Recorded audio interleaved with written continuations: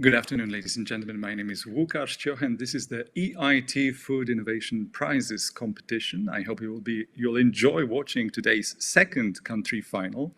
Today we're in Portugal, Boa tarde, Portugal, or maybe I should be saying Olá, Portugal, because we want this event to be as enthusiastic and optimistic and light-hearted also in many ways as we can. Over the past few months, the world around us has been changing at unprecedented pace with words like coronavirus, COVID-19, and the pandemic covering every news broadcast, repeated millions of times all over the world. Millions of people were effectively pushed to rely on food banks. Thousands of tons of crops were left unpicked in the fields. For a period of time in multiple cities, regions, food-related services and other services were seriously disrupted. But we also saw some good things. People returning to cooking more, planting their own fruits and vegetables, shopping more locally, appreciating and acknowledging authenticity of the local experience, local restaurants, local farmers and food producers. What we are witnessing, however, is also a very important wake-up call, an opportunity to transform our food system towards much healthier, safer, and more sustainable solutions. Those who think there's still time to wait or simply procrastinate a little longer are most probably very, very wrong. What the world needs now is bright, fast-paced startups who are showing that you can make money, but above all, also change the world for the better.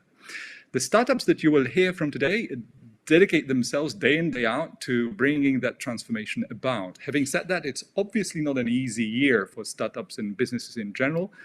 Trillions of dollars worldwide have been wiped out from economies all over the world, resulting in bankruptcies, millions of people losing jobs, and lots of industries and taxpayers grinding to a halt overnight. This is why EIT Food moved its Innovation Prizes competition online and to the summer season so that startups could rely on critical funding as and when they need it most. Ladies and gentlemen, without further ado, it's a perfect moment to welcome the representative of the Portuguese hub. We have Sofia Fernandes joining us from Building Global Innovators now. Hi, Sofia. Hi, very nice to be here with you, Łukasz. Thank you so much for the kind invitation. Nice to have you with us. Tell us about the final and the preparation and the context. Yes, perfect. So just to give you a little bit of context, so BGI, Building Global Innovators, is a deep tech accelerator spin-off of the MIT Portugal Entrepreneurship Initiative.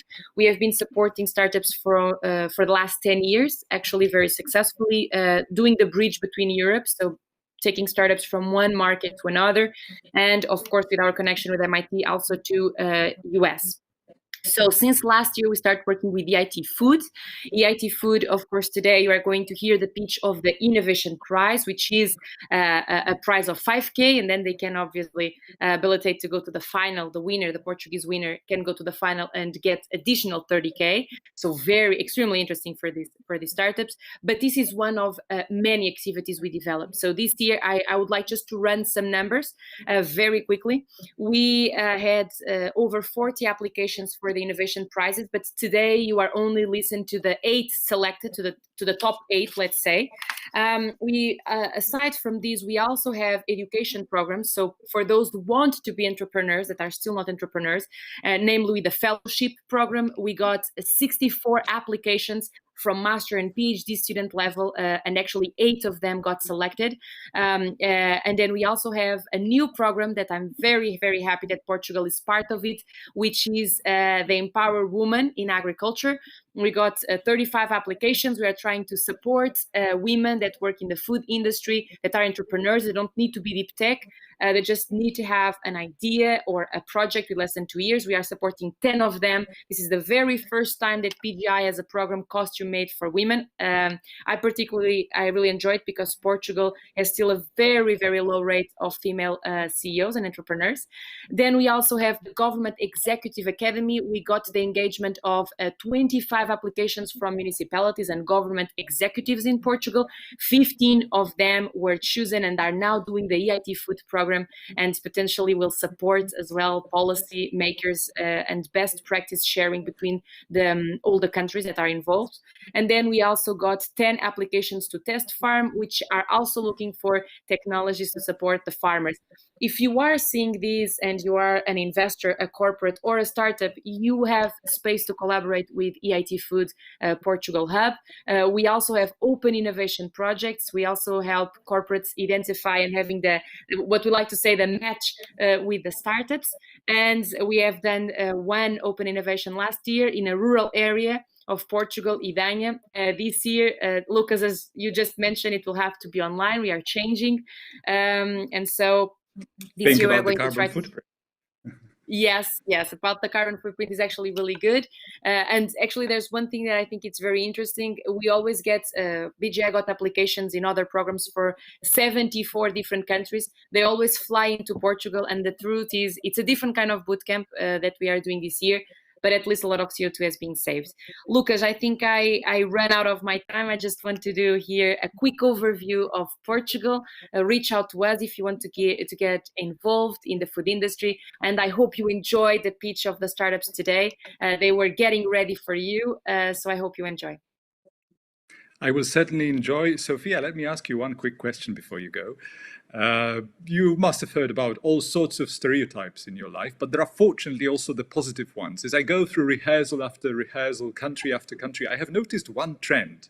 The more sun people get every day, the more likely it is that the jury will be smiling a lot. And the more cold climate you get, the more serious our jury. During the rehearsal, the entire jury was smiling a lot, so optimistic, just like yourself. So I see it's not only a stereotype, but it's a plain truth, isn't it?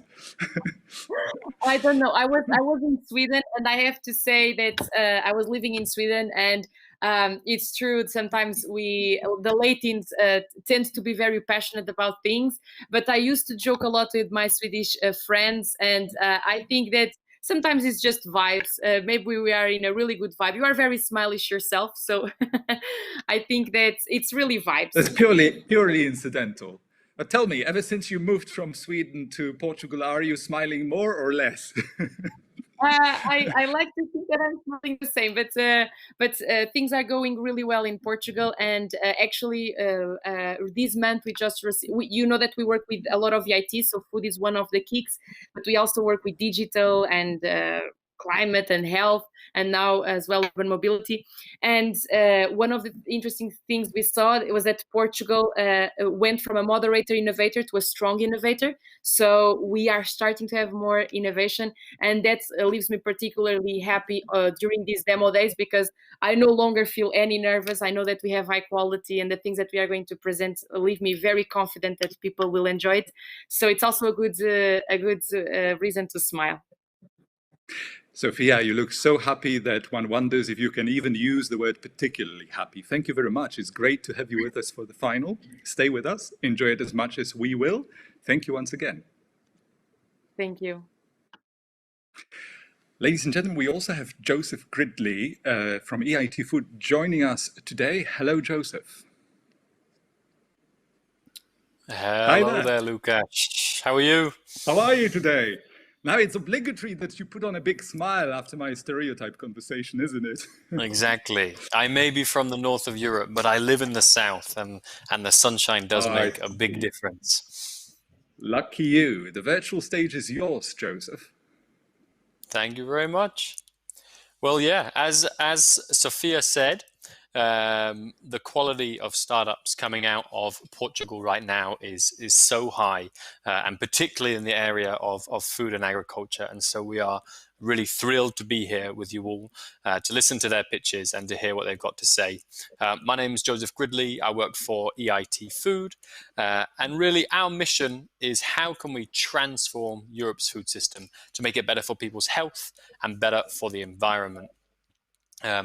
we do lots and lots of different things, but the easiest way to think about EIT Food is we're working with all of the key players, the big businesses like Nestle, Danone, John Deere. We're working with the best universities, University of Cambridge, University of Madrid, and research organizations and startups to bring about a transformation in the food system.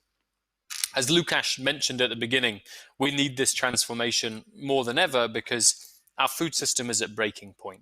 You know, you look around the world and it's not hard to find some of these problems. People reckon that we've only got 60 harvests left if we keep farming the way we're farming. People think that we're wasting a third of all the food that we produce. The obesity and overweight people is on the rise, whilst at the same time we've got people suffering from malnutrition and undereating. And so the list of problems in our food system is long, and it's getting longer, and we need to change it. And we really believe that startups can be a key part of that transformation. And so my role in this entrepreneurship bubble is very much to support startups to come along and transform the food system. You know, I was telling the entrepreneurs who you're going to hear from today just a while ago that, you know, who would have thought that 5 years ago Burger King would be offering a vegan alternative to its famous hamburger? And the answer is probably nobody. But a company, Impossible Burger, came along and they took a little bit of market share from this huge company, and it made them sit up. It made their ears prick up, and they realized that they needed to change. So we help startups on all, whatever stage they're at. So whether you've got an idea, whether you've got a young business, whether you've got a growing business, we've got things to help you grow. So for the young stage startups, we've got a program called Seedbed.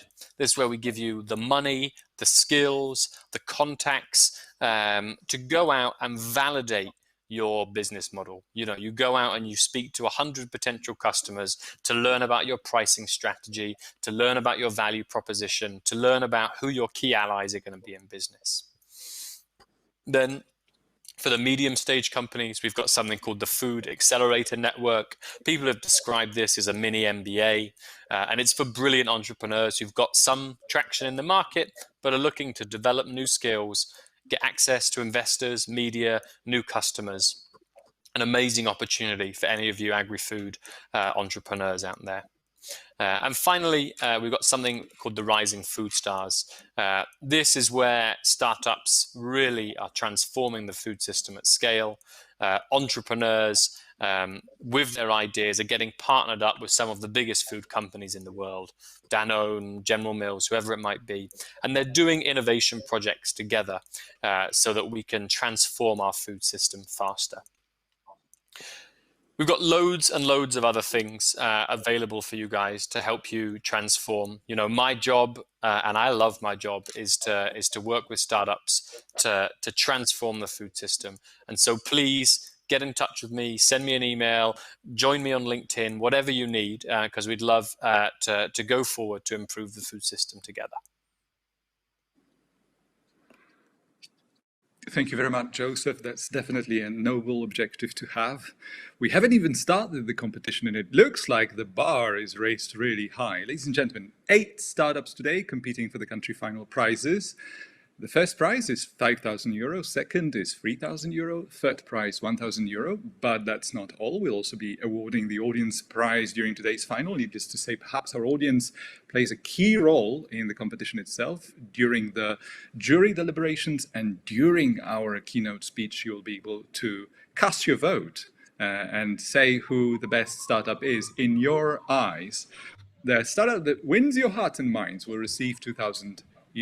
Ladies and gentlemen, please welcome our today's jury, who, as you can see, cannot wait to express their opinion, ask interesting questions. Again, we have Joseph Gridley, one of the jury members from EIT Food. We have Ondina Afonso, President of Continental Producers Club, Director of Quality and Research at Sonai.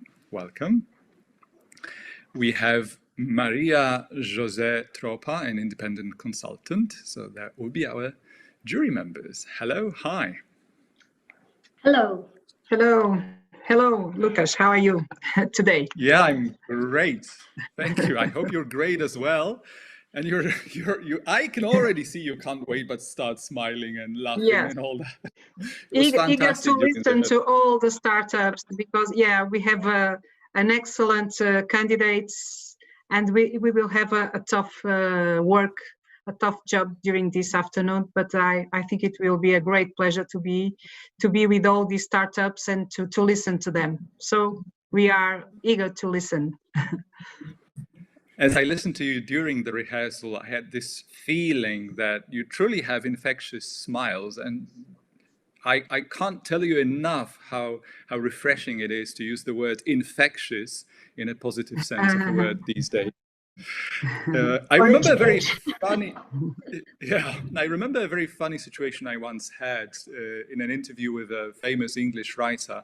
Preparing for this interview, he asked me, the evening before, he asked me a very direct question to start our conversation. The question was, what makes you qualified to talk to me on the stage tomorrow? It was a very blunt question, but it made me sort of smile and respond as expected. So let me address this question to you. What makes you qualified to be the jury during our ambitious 8 Little Projects competing? In other words, tell me something about yourselves. Yeah. I've been invited for the DJ research at the European Commission to evaluate projects, research and innovation projects since 2002. So FP6, FP7, Horizon 2020. So I have a little bit of experience on the evaluation of this kind of projects. Yes. Definitely sounds like more than a little bit. Thank you. Well, and concerning myself, I'm participating for the first time in this kind of jury and contests, although I've been working in the food systems for a long time, well, all my life, from all this food chain from the producer until the consumer has been my life, and I've been accompanying some of enterprises along this time. So PGI has invited me. I hope I will do something towards we are absolutely delighted to have you both. Get somewhere. Yes. Sorry? Joseph? Yeah. So, I have nowhere near the same amount of experience and expertise as Maria and Ondina, but my qualifications, I've been investing in and supporting agri-food startups for the last 5 years or so in different countries all over the world. And so have maybe seen, 2,000 startups in that time and read business plans. And so I feel I have an idea of what is good, but I'm always ready to be surprised. Ladies and gentlemen, I hereby officially announce that our jury has passed the test of their first and only question. Now is the time for our contestants to answer questions from the jury. Time for our first competitor. Ladies and gentlemen,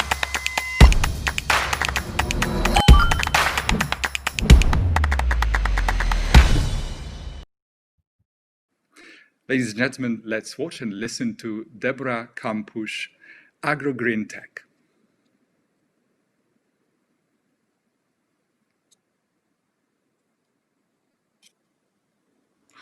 Hello, my name is Deborah and I am the CEO and founder of Agrogreen Tech. In Europe, 500 million tons of fruit waste are generated every year by fruit processing industries, with a zero economic recovery. Actually, these companies they are losing around 79 billion euros to manage the fruit waste problem. Agrogreen Tech tackles the fruit waste problem. We developed an integrated system which entails a setup of equipment that enables to process the fruit waste. Coupled to this, we developed a patent technology that enables to separate specific ingredients from fruit waste. The combination between the system and technology implemented within the fruit industries enables to deliver to the market new products, enzymes and vitamins extracted by our technology, but also dry juices and fruit flowers. Our target clients are fruit industries, but with our help, they are producing new products that will fulfill the market needs of food and nutraceutical industries. Our solution have a world impact, since we are delivering new ingredients to the market and we are promoting sustainability within the society. Also, we have environmental positive impact, since we have a zero waste approach and we only apply green chemistry processes.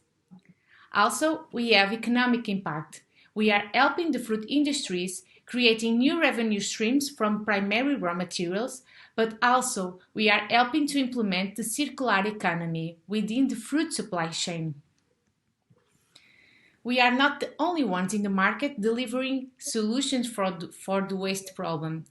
We have indirect competitors, the R&D institutions and the waste management companies. But also we have direct competitors, the stream valorization companies. Unlike our competitors, we are the only ones implementing solutions within the fruit waste producers that will fulfill the market needs of human consumption. Our business model entails 3 revenue streams. The first, a setup fee for the assessment, design, and implementation of our system within each client. The second, a renewable fee for the use of our technology. And the third, a design of new products and to open the new channels, which will have a percentage of the sales. We estimate to earn per client €500,000 in a top of 5 years. We have done a case study with a Portuguese company, and by the single use of a fruit waste with a zero economic recovery, we were able to produce 3 marketable products with an estimated value in the market of €1 million. We have closed this case study with Novi Fruits, and now we are searching for a qualified lead, and now we are in negotiation with Granfer. The Innovation Prizes award will be fundamental to help us to create minimal value products of the ingredients that AgroGreenTech is extracting. Therefore, this prize will help us to create products to test this new market and to test ingredients with the final consumer. We want to establish in the Portuguese market and close our first client, and by this, we will tackle 50% of the 80 food grain challenges. Followed by this, we want on 2022 to enter in the international market, and also we want to have the tools to develop the system for the small producers, which will turn all the fruit supply chain more sustainable. I'm not doing this by myself. I have an incredible team of PhDs with different backgrounds, from industrial engineering for the green technologies development until the ingredients viability assessment. Please join AgroGreenTech, turn sustainable solutions for a sustainable world. Thank you.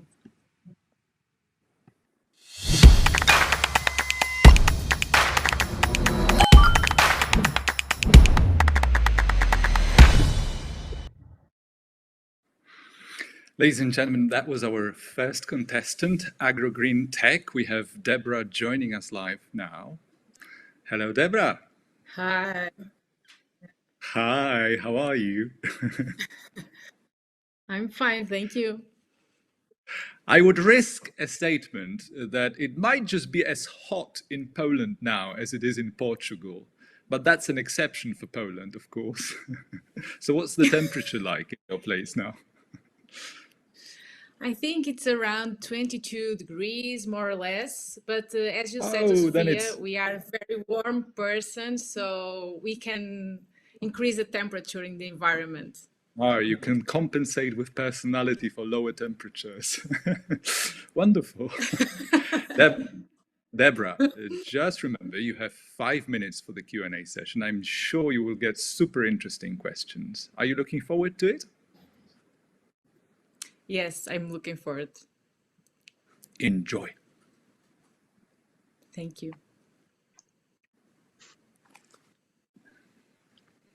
Okay, we start. Yeah, Deborah, two questions. If you could share with us a little bit about your technology. You said a green chemistry process, but I would like to, if you can, just to share a little bit more. And the second question is, if you could give us an example of this marketable product that you had with the Nuvifruits. Thank you. Okay. So regarding our technology, this was born from my PhD studies, and this green chemistry, it is a chemical reaction that is applied in the total system through a powder, and this powder enables to react with enzymes and vitamins, and therefore we can precipitate these ingredients. Therefore, it is an extraction process by applying green chemistry, and we have the patents on this matter. Regarding the second question of the minimal value product, you want me, so we have done this with Nuvifruits. We have produced 3 different products, the enzyme powder with a high purity grade of this enzyme. Also, we developed the dry juices and the pineapple flour. And we have done several studies on the security regarding these ingredients. And what we are searching now is to do also these minimal value products for other fruits from the Portuguese market, the Alcobaça apple, the pear rocha, and we want to produce these ingredients to test with the market.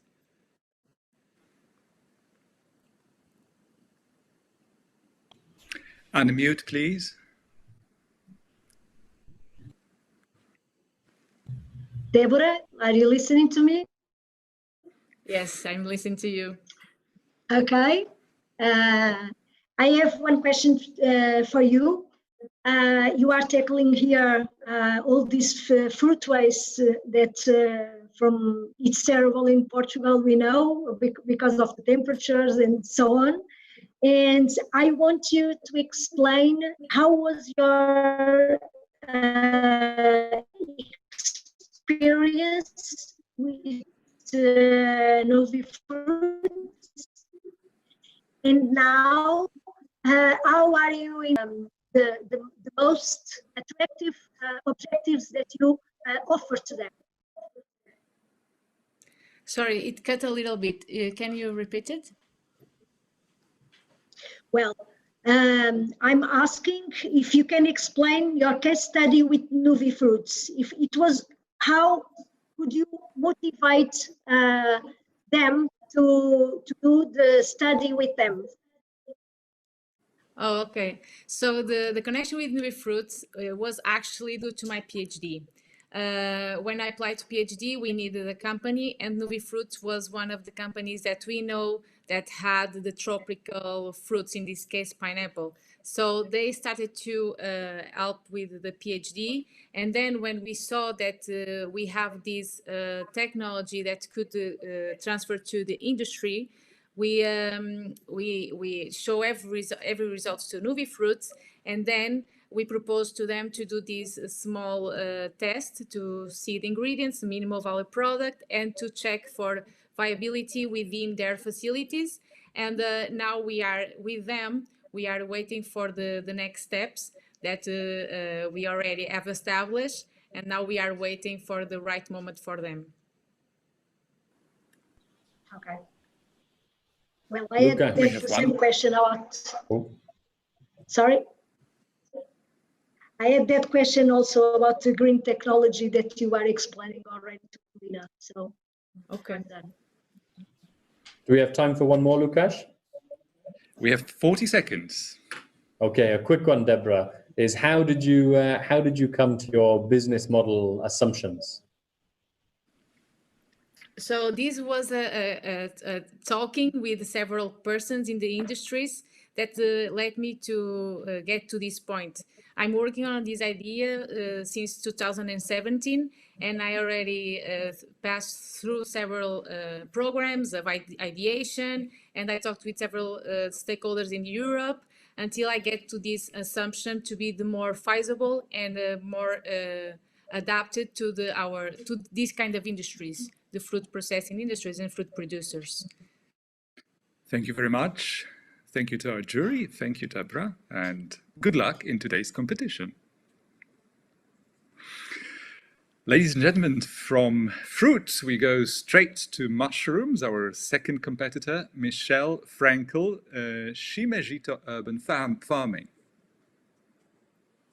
Hi, my name is Michelle and I'm the CMO of Shimejito Urban Farms. At Shimejito, we enable anyone, anywhere to produce healthy organic food locally and sustainably. We see agriculture as a vehicle, a way to promote the much-needed change in the way we produce and consume, delivering nutritious organic food, local jobs, and empowering the local economy with zero waste and benefits to the environment. We're providing a local solution, scalable and applicable to a global problem, acting local to solve global. So what is it that we do and how do we do it? In short, we sell urban indoor mushroom farms that enable anyone with no previous experience to produce in only 70 meters squared 6 tons of sustainable mushroom per year. These farms can be containers, garages, apartments. Our uniqueness is our business model. In decentralized hubs, we manage to offer a full sustainable cycle. Starting from the basics, we produce our own soil in our production hub or biofactory. This hub tends to 10 farms where the mushrooms are fruitified and ready to be sold to their local communities. In the farms, we produce 25 different types of mushroom. And like SaaS, we deliver agriculture as a service to our clients, operating their farm and business. And of course, we deliver proprietary IoT, which allows us to do all this, making us seasonality-free, mitigating climatic impacts in a faster, more efficient, and cheaper format. Each hub generates a waste-free circular process. It's simple. We turn other industries' residues into substrate or soil. This soil is sold to local agriculture and to our own mushroom farms, making our process traceable and quality assured. The farms in turn produce mushrooms, which are then sold super fresh to local communities. The decentralization allows us to repurchase whatever isn't sold and use this to further enrich the substrate or transform it for other industries, like the pharmaceutical, and when mushrooms are high in demand for curing depression, for cancer treatments, protein supplementation, and much more. Zero waste process. So to sum up, our decentralized hub is a production unit which generates 30 local jobs and 60 tons of local organic food with high yield, high profit, social impact, zero waste, and sustainability for all stakeholders involved. It's what turns us unique and competitive. We're in a fast-growing and profitable market, aligned with its principal trends of good for me, healthy and green habits, cruelty-free protein, and high quality, putting us in a competitive position and the right place at the right time. In our one-year-old life, we've made crucial partnerships. We're incubated by the Fundão City Hall, a smart city investing in sustainable agriculture. The University of Lisbon has become our partner for R&D and certifies that the quality of what we produce. We have partners in Italy, Spain, and the UK, all waiting for expansion to happen. We were Startup of the Day at Web Summit, we're accelerated by BGI, and went to MIT as a top 10 Circular for Good solution. Finally, we were recently nominated the biggest potential solution post-COVID by the Estonian government for our ability to produce food and jobs locally, which is what the world will need post-crisis. Talking about traction, we opened sales last November and have bootstrapped since then, selling all 10 farms, in other words, the first whole hub in only 3 months. We've begun the implementation of this, and our biofactory is fully functional, as are the 2 first farms. And just last week, we began selling mushrooms and substrate to local agriculture. This is the amazing team that's making all this possible. Half Brazilian, half Portuguese, diverse, experienced and with extremely different backgrounds ranging from FMCG, business development and marketing, to tech, engineering, financial, and even educational backgrounds. We forecast a sustainable, profitable growth with a CAGR of 133% in the next 5 years and international expansion as of 2022. This will allow us to leave a legacy that will generate 900 jobs in Europe, profit for all involved, mitigate climatic impacts, and of course, produce healthy, delicious, sustainable food. Being a finalist for a prize like EIT makes us even prouder and more certain of what we're doing. And the prize money will fuel our next communication campaign and allow us some branding investments as well as team building experiences. We are fundraising right now, 1 million euros to accelerate our first hub and begin the second one. The money will allow us to have our first 2 hubs fully implemented by June 2021. So be a part of the solution. Thank you.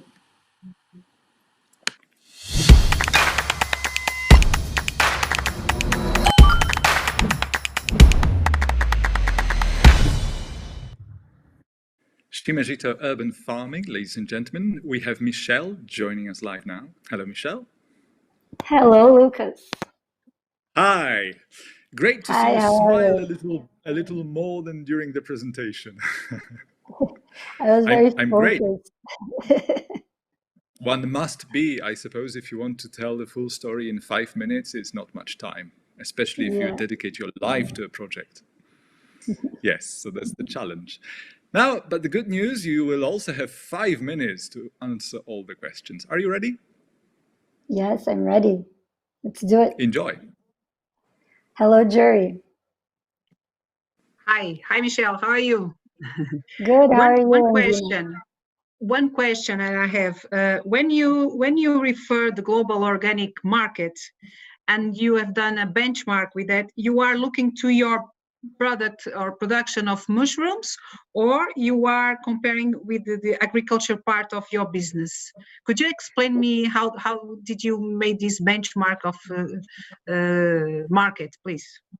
Yeah, of course. So we're producing organic mushrooms, and we began with mushrooms, and our idea is to have a pipeline of organic food production in a sustainable way. So when we looked at the market, we looked at the opportunity of the global organic food market, and that's an $125 billion market. It's mainly in the USA, but it's leveraged by Europe at the moment, mainly because of the trends of good for me, people wanting to have healthier habits, and the vegan community, which is growing consistently a lot in Europe and also in the USA.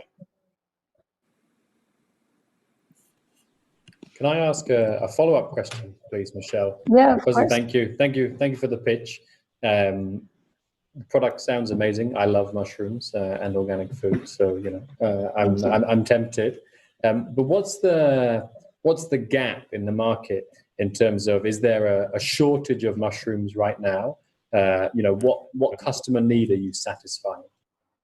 So mushrooms, they're not that easy to produce all year round. They're extremely seasonal. And as you know, most mushrooms come from Asia. So for example, with COVID, there is a shortage of mushrooms in the USA.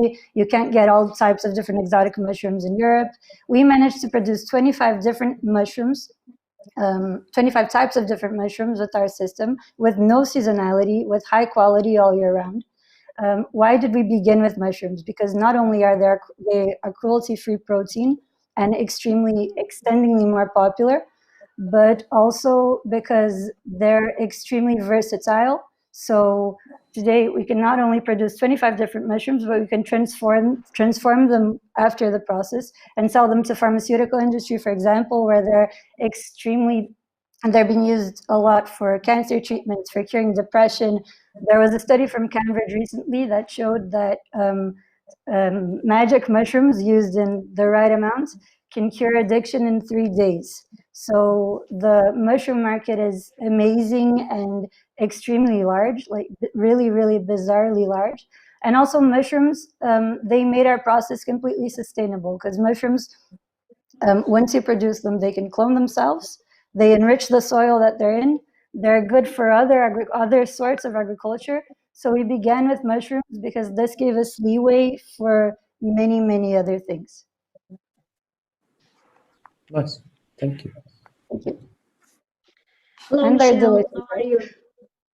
Hello, how are you, Maria? Hello. Well, I'd like you to explain to me if you had any difficulty with the contract model for me, for example, when I want to be a farmer. What do you mean difficulty? The contract model, the model that you use to contract. If I want to be a farmer, yes, and to be part of your business, you have a legal contract to do it, right? Yes. So I want me to explain it better, because in Portugal, these kind of contracts are sometimes hard to understand from people, and I would like to know if it is easily friendly and if you had any difficulty to implement them or not. Perfect. So our legal team is led by a Portuguese lawyer because of all the complexities here in Portugal. But we try to make it as friendly and as easy to understand as possible. So how does it work? Each of our farmers is a partner. So we don't franchise. We open a new company with every one of our clients. Our client owns 80% of this company, and we as Shimajito own 20%. Why is that? Because we offer agriculture as a service. So let's say you, Maria, want to own your own mushroom farm. You buy your farm, and we do everything for you. We set it up. We hire 2 people, generating 2 local jobs, and we hire and train these people to be the workers on your mushroom farm. We sell your mushroom, and we do the reverse logistics for whatever isn't sold fresh to communities to bring it back and transform it in our factory. This only works because of our decentralized model, which allows us to have easy logistics and reduced emissions and everything that I explained in the pitch, and can go into further detail if you guys want.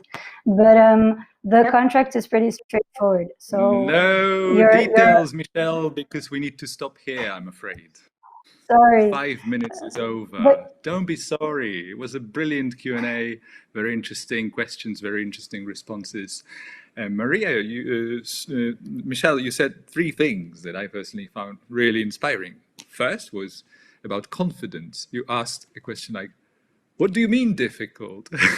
As if it was an obvious question. That's a demonstration of confidence. And you also mentioned that you can cure addictions with mushrooms, which is not exactly the most intuitive thing that people would say about mushrooms, is it? Yeah. Thank you very much. It's very impressive. Thank you very much. Good luck. And ladies and gentlemen, we now go to our third competitor, Tiago Cunha Reis, Matter Dynamics LDA. 70% of our diet is made of perishable food that we need to transport under specific temperature ranges to avoid spoilage. To address this, producers and retailers use cold transportation, but here is the problem. Cold transportation is expensive and very inefficient from a traceability standpoint. When we compare cold and normal transportation, cold transportation is at least 30% more expensive. In addition, food is non-electronic, thus it is impossible to trace it and record its historical temperature data from farm to fork. We rely on external USB and Wi-Fi sensors, increasing operating costs between 25 up to 75% just to have data for traceability. It is a combination of food, non-electronic nature, and expensive hardware solutions that make today inventory control very inefficient for perishable food. This leads to inventory distortion, and this has a bigger economic impact than food loss itself. So, how can we protect 70% of our diet without losing key information to producers, regulators, and consumers from farm to fork? Which is the same as asking you, how can we actually turn the cold supply chain more reliable, affordable, and shareable? At Matter Dynamics, we have the solution. Stamply. Stamply is the first modular insulating smart box, where you can transport perishable food with no need for cold transportation. Not only it transports your food safely up to 18 hours, it also records relevant data such as temperature, humidity, and location from farm to fork, without any external device. Using it is as simple as a 3 steps process. Prepare from 1 up to 3 orders at the same or different temperatures. You can safely mix frozen, cold, or room temperature ranges in the same box. Activate the box with a common smartphone or tablet, manually or automatically, with no human interaction, and you are ready to go. Data can be retrieved by any smartphone or tablet, yours device only, or if you want so, also the ones from your consumers and regulators.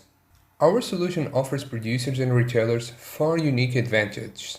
With no special hardware to read or send data, you can record temperature and humidity data, know where your product has been and who interacts with it, while complying with temperature and hygiene quality standards. Stamply saves you at least 30% of your transportation costs, and its modular design for single or multiple temperature contents optimize space during transportation. Our design makes the Stamply box stackable, making it easy to grab and transport. We offer insulating capacity and a communication protocol in just one box, which can be leveraged through Matter Dynamics REST API. You can use this for business optimization, transparency, and new UX models for your end consumers. We have identified a service obtainable market of $316 million per year. Our focus are business operations that already take advantage of reusable containers and packaging. We still filter these opportunities according to business models that exploit direct-to-consumer models, which means selling your product from the warehouse directly to the consumer. Our targets are perishable food manufacturers and retailers, and we make money by selling Stamply box and optional REST API plans. For occasional needs, our business model further comprises a rental per use fee, where additional services including transportation are included according to our partners network. The Stamply box is the first modular insulating smart box that allows multiple temperature range in the same box in an all-in-one solution. Even combining competitor solutions with external hardware, our solution stands strong. Data is retrieved wirelessly and faster than normal USB protocols. And when wireless sensors are used, our solution offers a REST API service comprising data storing and alarmistic, while also having a competitive price point. We are using the EIT Food Innovation Prize to launch our product. Future plans are new box models and retrofit our core technology into existing reusable containers and packaging, adding them more value for traceability and circular economy.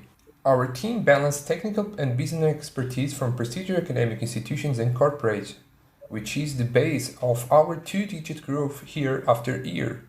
This is the Stamply box, and we at Matter Dynamics are changing the world's food supply a box at a time. Thank you for listening.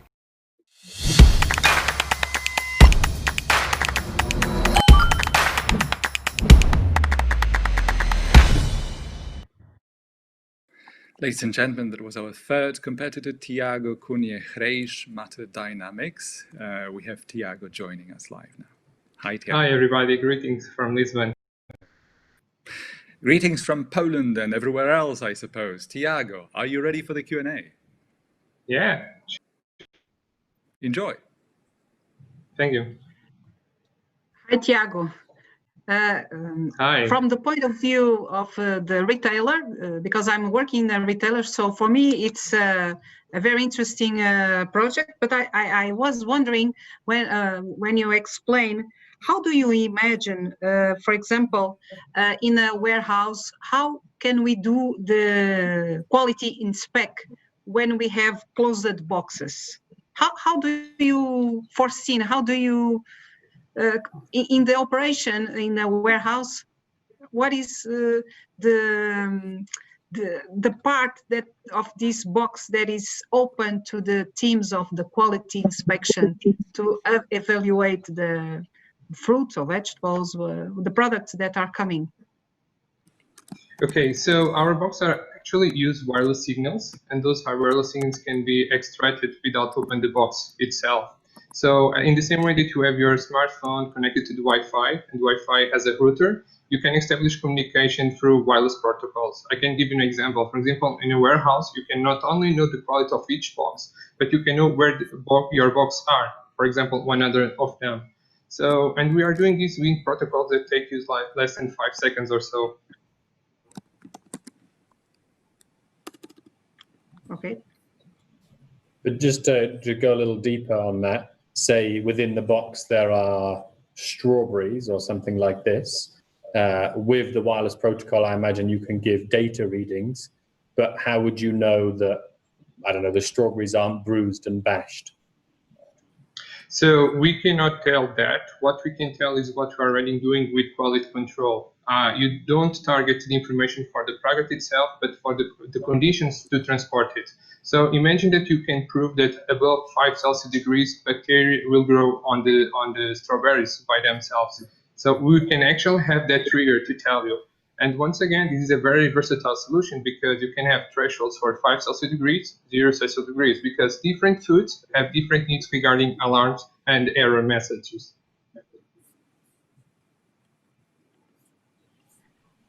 Hello, how are you? Hi. I have one question for you. That is the purpose of your template. And it has 3 containers, and you say that is multi-temperature. Have you tried an 18 hours transportation with cold, frozen in one place, and hot things in another one? Yes, actually, we are releasing today our data sheet from the products that we have. Actually see temperature variations on our side from 20 Celsius degrees up to 30 Celsius degrees. The box kept cool inside. Sorry. From 20 our to? So outside temperatures from 20 to 30 Celsius degrees, and the temperature inside the box was stable at below 5 Celsius degrees up to 18 hours.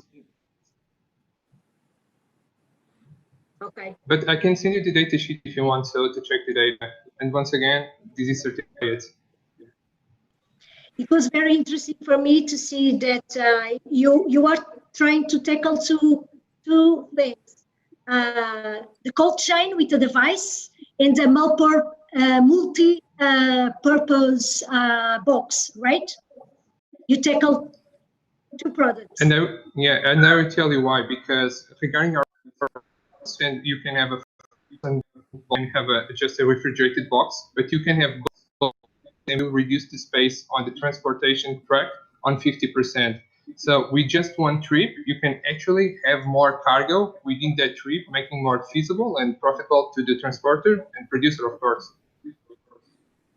It's something interesting because in a Euro pallet with so much volume of that box, you need to transport less products. So it would be interesting to see that it's really working. Congratulations, then.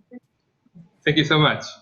I have a quick question for you as well, Tiago. Thank you for the presentation. Can you touch a bit more on the innovation of the box itself? You know, is it an insulated box? Is there IP? What's protected?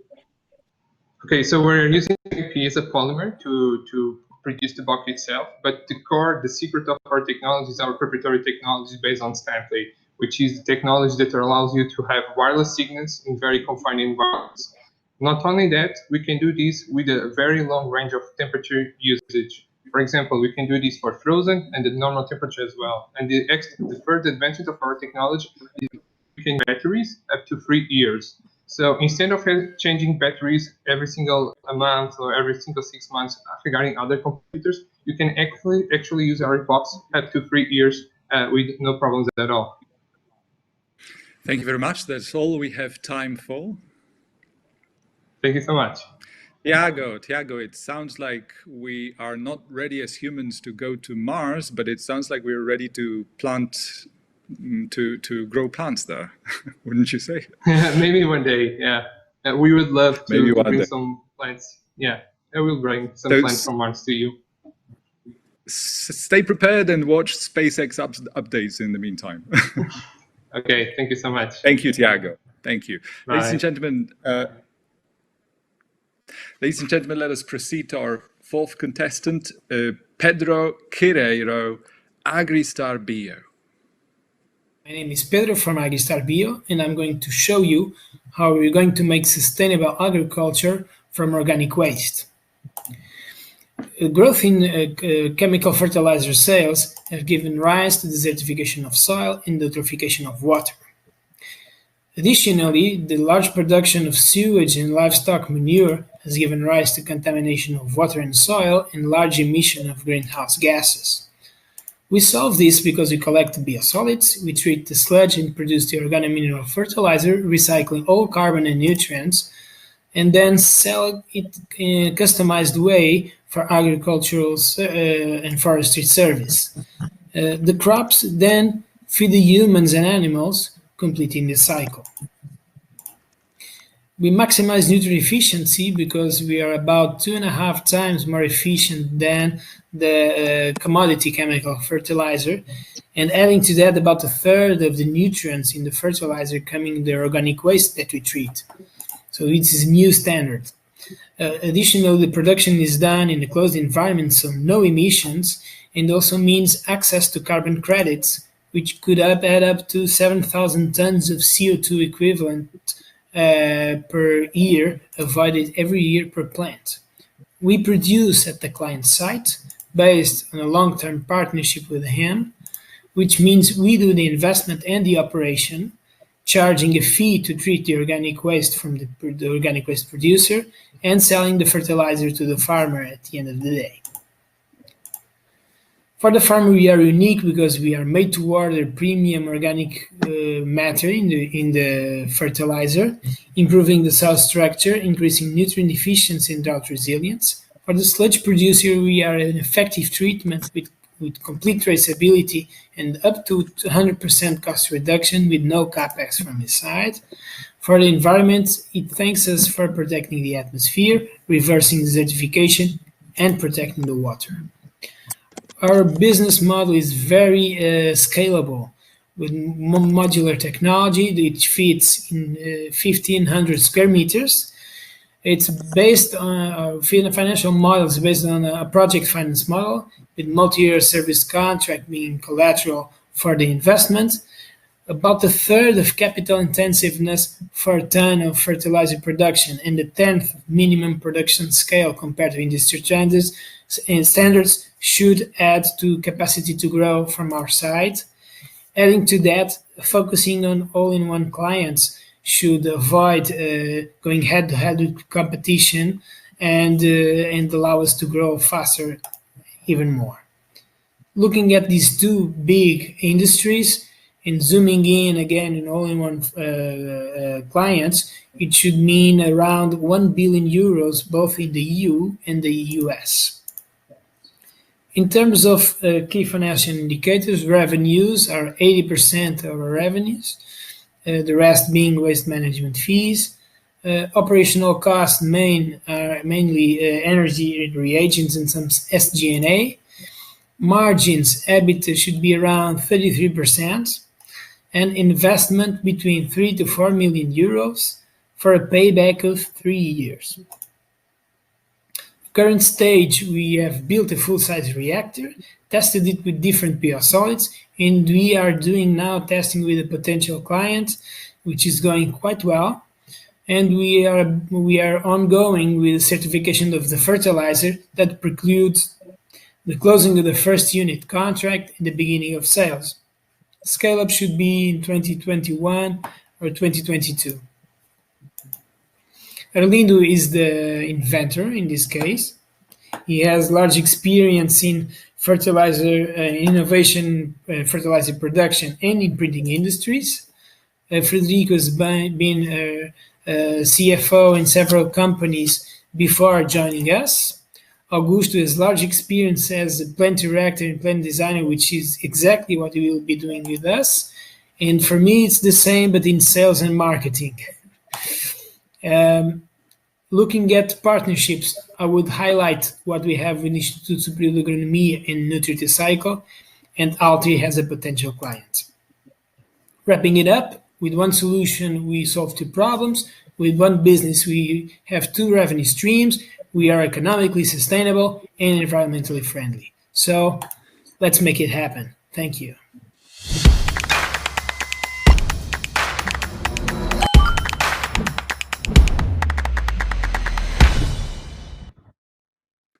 Ladies and gentlemen, Pedro Guerrero, Agristar Bio. Pedro is joining us now. Hello, Pedro. Hi there. How are you? Hi, I'm great. Thinking about your presentation, sludge, sewage, and waste, always a pleasure to talk about those, isn't it? And yet, it's so incredibly important to promote innovations around this particular area. So let's see what kind of questions you get from the jury, Pedro. Thank you very much. Looking forward to it. Ready? Okay. Yes. Hello, Pedro. Hello. How are you? I'm fine, thanks. Thank you for your presentation. I have one question. How do you see the internationalization of your business? How are concerning the potential clients, are you looking for national market or are you looking for other markets too? I'm looking for other markets definitely, because when we talk about all-in-one clients, we mean clients that have a problem with the organic waste and consume fertilizer. So they're quite a subsegment. We are thinking about having 3-4 units in Portugal, but then doing the same model multiplied by 3 or 4 in Spain, and then again in France, because we are zooming in clients that do at least a certain percentage of consumption of the fertilizer produced from their organic waste. So our model is easier to go from market to market, especially inside the EU, than to be fighting for market share in Portugal. So it's definitely to go out. And at the moment, the main difference is this is organomineral fertilizer. So it is not harmonized fertilizer in terms of European. It's not a CE fertilizer, but it will be in 2 years. So now we are focusing in Portugal, maybe going to Spain or France. But from then on, then the legislation in the EU will mean that if we are certified in Portugal, we are certified in all of Europe. So it will be quite a kick to go out. Thank you. Okay. And can you touch a little bit, Pedro, on what are the kind of legislative, regulatory hurdles to being registered and approved? You know, what's slowing down the process? Right. No, it's not. We are not being slowed. The thing is, organomineral fertilizer is not harmonized throughout all Europe. It's in the legislative package that was released last year, but it will only be applicable in 2 years, meaning that you have the same standards for organomineral fertilizer all through the European Union. It doesn't mean that I'm registering in Portugal, I will be following up on Spain and then in France because those are closer. But I don't have a problem with registering the fertilizer, but I'll have to go market to market until it's harmonized, which will be mandatory from June of 2022 on. So in 2 years. Great, thank you. And another question, say you were to win, what would you spend the 5,000 on? Well, the big thing is to try with farmers the fertilizer. So this will have a significant impact on our reputation with the farmers that are our main clients, and trying with them with different not cultures. It's cereals or kinds of cultures. I mean, to try with in different soils. This should be quite important for us, and to be able to sell more confidently to the farmers. They are typically very conservative, so I need to experience with them so I can overcome this resistance. So it's basically the investment is 3.5 million in capex. So it's not in so much the money, but in terms of reputation is key for us. It's worth much more than the money itself. Great, thank you, Pedro. Hello, Pedro. Hello, Pedro. How are you? Hello. I'm quite fine, thank you. Okay, I only have one question for you. That's probably the time left. In these organic fertilizers enterprises, what are your key advantages from the ones that exist in Europe? And can you list some of them that could be your competitors? No, but we are not an organic fertilizer. We are an organomineral fertilizer. So it's an NPK, it's a 555, or it's not organic composting. It's usually it's a mix of organic matter with chemical fertilizer. In our case, it's different. We are putting in a reactor. We are adding balancing the nutrients to what comes in the organic waste, and we are doing a reaction in the closed, heated environment. So what comes out is stabilized. So the first key difference is the organic matter is 100% stabilized. There's no contents like in others, because these infestants are quite aware in terms of working with organic matter.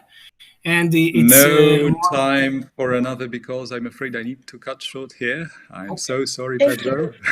So I got two. We have already a lot of interesting questions for you, Pedro. You remember Michelle said, talking about the mushroom market, she described it as bizarrely large. Would you also describe the sludge, sewage and waste market bizarrely large? The waste market is bizarrely large, but I cannot treat all of the waste. It has to come from farms, or it's a sub-segment of all of that, but it's still quite big. Well, let me wish you all the luck and all the resources you need to treat as much as you can. Thank you very much, Pedro. Thank you very much. Ladies and gentlemen, that was Pedro Guerrero, Agristar Bio. And from Pedro, we go to, guess what? Pedro Mendes, Spawn Foam. Hello, I'm Pedro, and I'm here to present you Spawn Foam, a company who upcycles byproducts from agro and forestry industry into new products.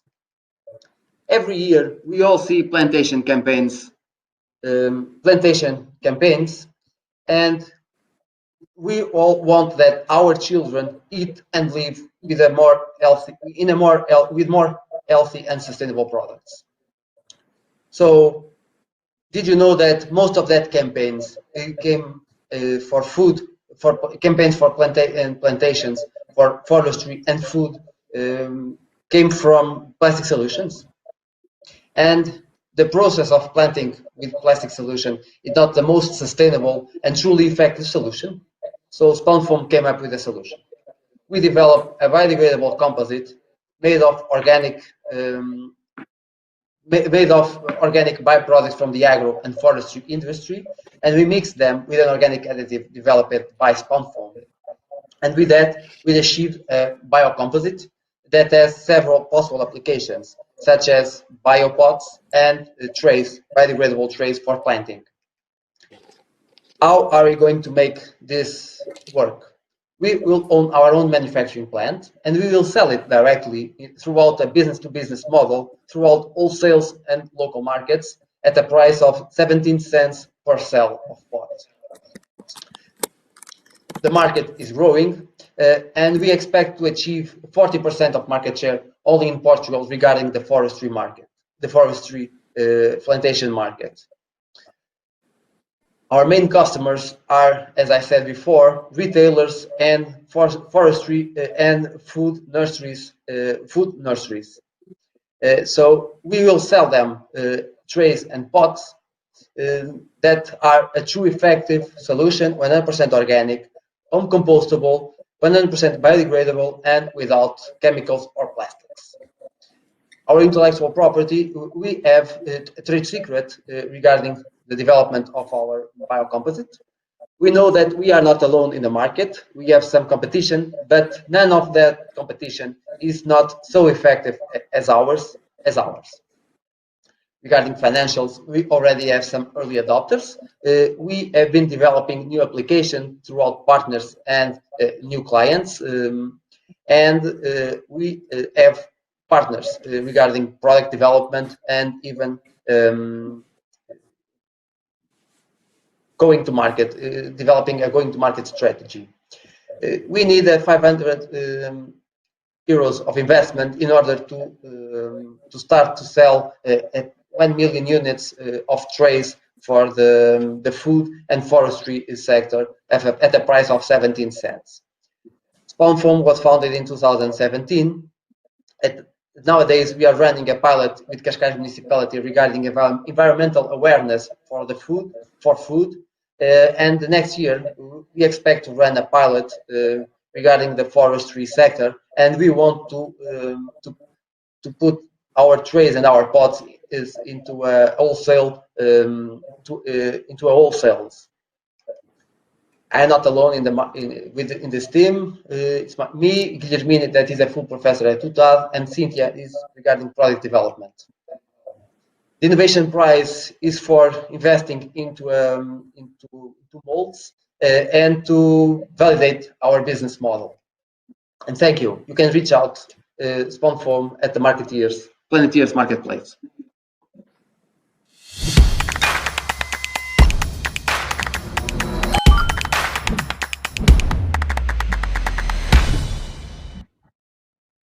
Ladies and gentlemen, that was our fifth competitor, SpawnFoam. We have Pedro Mendes joining us live now. Hello, Pedro. Hello, Lucas. Thank you. Hi, how are you? Fine, thank you. And you? I hope there is absolutely no stress whatsoever before the Q&A session. No, I'm at this. The most stressful situation was regarding the recording of the presentation. So at this moment, I am expecting the questions for Wonderful. our jury. And enjoy. Over to you in the Thank jury. you. Hello, Pedro. Hello. Hello. Thank you for the presentation. I have one question. You said, if you could clarify me, you said that you will have your own manufacturing plant. But don't you think it would be better to have a partner, a technological partner, and you could be the knowledge partner? I would like if you could explain me better this business model, please. Okay, thank you for your questions. Regarding that, at this moment, we already have a pilot plant, a scale pilot plant here in Villarreal in the Science and Technology Park. This technology is scalable. It could be, we are already studying a solution regarding your suggestion, that where we could develop the glue, that the organic glue that is our technology, that is our innovation, and it could have a partner regarding the product manufacturing. We develop the glue, supply them the glue, and then they could shape the glue, mix the glue with the byproducts from the agro and forestry sectors. It is possible, yes. Thank you. Thank you. Hi, Pedro. Thank you very much for the presentation. Now, I have two questions for you. The first is, you mentioned that you're kind of entering a crowded marketplace. There's other natural pot solutions out there. What makes you? Why would someone pick you over the others? Well, first of all, thank you for your questions. And there are two major differences. One of them is that the fact that although that we are 100% organic, like some other solutions, but the 100% organic solutions that are at this moment in the market, they have not the same strength as our solution, and they are not so stable as ours. Regarding that, our pot, it has a duration of more than a year regarding normal watering, and comparing to our competition, for instance, the paper pots or even the peat pots, as soon as you put some water, the pot disassembles, it degrades. and ours, it can last more than a year. And as soon as you put the pot and the plant into the soil, buried into the soil, the pot degrades in 2 weeks. This is a major achievement regarding this kind of with this kind of strength, because the only degradable the same strengths are with bioplastics, and ours is 100% organic and it's not a bioplastic. Great, thank you. Thank you. And my other quick question for you was, can you just touch a bit? I can see how this would transform the forestry industry, but it's not as clear for me in the food industry. So can you give a bit more detail on how spawn foam would make the food system more sustainable? Yes, regarding that, the producing food in plastic pots, in plastic trays, using plastic trays in nurseries is not so sustainable as producing them in an organic tray. With this, we have two things. You can put the plant, you can start producing the plant in the biodegradable tray, and after that you can put the plant and the pot together into the soil, because this is made of 100% organic matter. It is organic matter, and we can reduce a little bit of the fertilizers that are used. This is one of the features, and the other one is, for instance, regarding the process of getting out of the nursery and going to the field. With our solution, you only have one trip. You don't need to return the plastic trays to the nurseries. And regarding that, that is one more major solution. One more attempt to reduce benefit, the pollution. Brilliant. Thank you, Pedro. Thank you. 30 seconds left, ladies and gentlemen. Sounds like we have no further questions for Pedro. Sounds like the presentation itself was self-explanatory enough. Congratulations, Pedro, and good luck. Thank you for joining the final. Thank you. Ladies and gentlemen, that was Pedro Mendes from Spawn Foam. And now we go to our sixth contestant, Katerina Shemetova, Fiber Globe. I'm Katerina, and this is Fiber Globe, a local substrate inspired by the nature. And talking about the nature, we are all aware about human pressure in Amazonia rainforest. In our left image, in our right side, there are peatland ecosystems that are disappearing. They are about the same size, and they are disappearing due to peat soil extraction. This peat soil is the fundamental resource for horticulture industry. Imagine that growers in greenhouses are running out of their main constituent to grow their plants. Why it's happening? Due to these environmental issues. The leaders in the Paris Agreement set the threshold of 2050 as the last year of peat uses. So this is this green customer movement. There are growers that are already tackling this problem, and they believe they can produce more with less peat. And for them, I'm here with the solution, an alternative organic substrate to help them to grow their quality plants for a healthier future. This technology is based in a circular economy approach. We will collect the fiber in a pulpwood from pulpwood waste stream industry. We will process the fiber and deliver a ready-to-use substrate, which will meet this green growers, this green movement, not only because it's local and ultralight with a lower cost in the end, but because of the better drainage and airinesses, make the root system stronger and promotes a good nutrient and water uptake, which means higher plant quality in the end. This market opportunity is now. This green customer movement, even with the corona crisis, all the urban agriculture approach is booming. And for example, green walls and green roofs and living walls, also organic wholesalers and gardening startups. For building the pilot project, we need to establish the fundamental partnerships with the biomass suppliers. So we will collect the fiber in exchange of percentage of the revenue.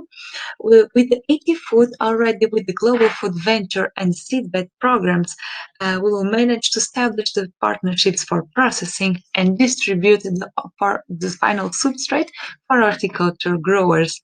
The sales channels to these adopters will be, for example, a partner customer portfolio through horticulture events when will be possible. Now they are only online, and direct sales, for example. This is a major market, but those competitors that are really directing with us are the wood fiber substrates with a high porosity, which promotes airflow into the root zone. But with the fiber globe, growers may save up to 50% of their total costs in the transport while they are protecting the environment at the same time. As I mentioned, the fiber globe uniqueness due to this already established partnerships and alliances, and the R&D phase is validated for the next steps, and hopefully with the innovation prize, the first phase will be focused on the partnership approach for technology readiness level up scale with the already established fiber processing partnerships.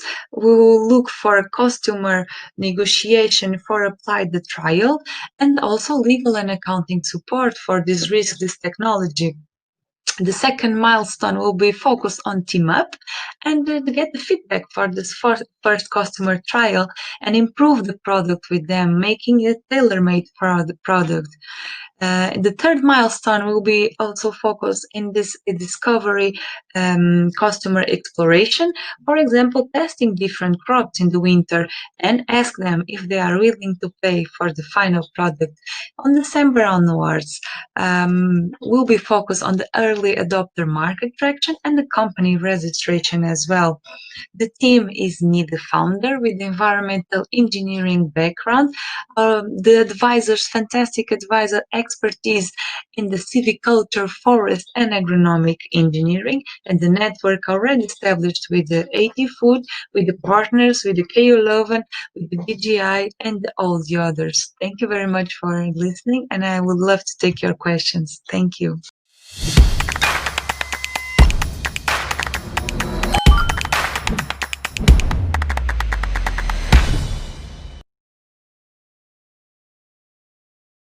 We have Katerina joining us live. Hello, Katerina.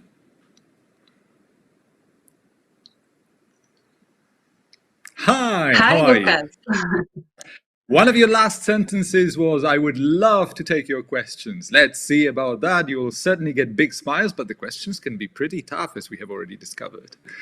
Anyway, make sure you enjoy. Over to you and the jury. Thank you. Hi, Katerina. How are you? Thank you for the presentation. I have one question concerning production indicators. You talk about your goals in terms of money and rise of your business, but I would like to know what is your maximum, or can be your maximum capacity of production? What do you have in mind to produce? What, and because of the type of clients that you can have. So I would like to, if you can clarify us about your expectations in terms of volumes and production. Yes, the production of fiber globe will be based on the waste streams first from the biomass suppliers, from pulpwood industry. They are about 500 million tons only here in Portugal, from cellulose industries, and the production will be not cover in the first moment, not cover all this biomass. First, we will want to start with the pilot that we already established first contacts. Through all the contacts already, one said that we can try this material. So we will start with more or less 10 cubic meters, then we expand to 100, and then we will see. Thank you. Thank you. Hello, Katerina. Good afternoon. Hi, Maria. Good afternoon. How are you? Thanks for your presentation also. I'd like to ask you, as you are going to enter in a pilot test and you have a product that will be tailor-made for the farmers, I also would like some clarification about the price expectation of the products and its competitiveness on the market. If you did anything of that already? Yes, I searched in my benchmark and I realized that the growers in the greenhouses are using peat substitute, peat alternatives. They are using coconut fiber, for example, and the competitiveness with them will be the local production, so the transportation cost will be lower, and also the properties that fiber can do to the plant. So the cost of the market will be competing with those that are from a longer distance. Okay, thank you. That's it. Do we have any further? I have a quick question for you, Katerina, which is just around the process itself. You mentioned a kind of a secret sauce, but how long does it take to turn this wood pulp into something that's ready to be sold? It's a waste-free process, and it's a quick process. So the development, I mean, the raw material we process the fiber, and we have right away the final product. So we'll be ready to send and to transport. The distribution can be done immediately after. Okay, it's instant. Mm-hmm. Perfect. 1 minute and a half, almost. And can you touch a bit maybe on the unit economics of it? You know, if we were to shrink this down to a kilo or a ton, how much does it cost to produce a kilo or ton of this substrate, and how much do you think you could sell it for? The cost of the production, as I mentioned, we are in a pilot phase. We are looking for scale up from the lab to a pilot project. But the reduction in volume will be about 1/3, so it's also good. And the first step will be the collection of this raw material as an exchange of lowering the footprint of the pulpwood industry, also meeting the sustainable development goals and also meeting those sustainable roadmaps from that industry, and at the same time meeting the sustainability of the horticulture industry. So we are tackling about the same price as in the market, 15 euros per cubic meter of the final product. Great. Thank you very much. Thank you. And that's all we have time for, ladies and gentlemen. Thank you very much, Katerina. It's great to have you with us, and good luck. Ladies and gentlemen, now we proceed to our 7th contestant, Ines Goyish, Detox in a Box. Just blend it. My name is Ines, and I'm the founder of Detox in a Box, the easiest and most convenient way to consume fresh fruits and vegetables. Despite the raising awareness for the importance of health, there are still some concerning facts. In Portugal, 54% of the population is overweight or obese, and 68% of the premature deaths below the age of 75 could be avoided with simple changes such as lifestyle and diet. Last year, we conducted a survey in which 93% of the inquired believed they maintained a healthy diet. However, only 8% of those actually consume the recommended amount of fruits and vegetables. And why? Because people have no time and they lack accessibility to these products during their day. That is why we created Detox in a Box, fresh, ready-to-blend smoothies to fulfill our mission to make healthy food accessible, simple, and convenient. Accessible because we deliver right where people are. Simple because each cup has the right proportions of fruits and vegetables cut. And convenient because we create a blender that fits directly in the cup, making the process as simple as pressing the button and in 30 seconds having a smoothie ready to consume. Does this model remind you of something? Yes, we want to disrupt the healthy food business the same way Nespresso did for coffee. Our goal is to promote food as health. And for that, we partner with an experienced nutritionist that creates all of our recipes based on functional nutrition.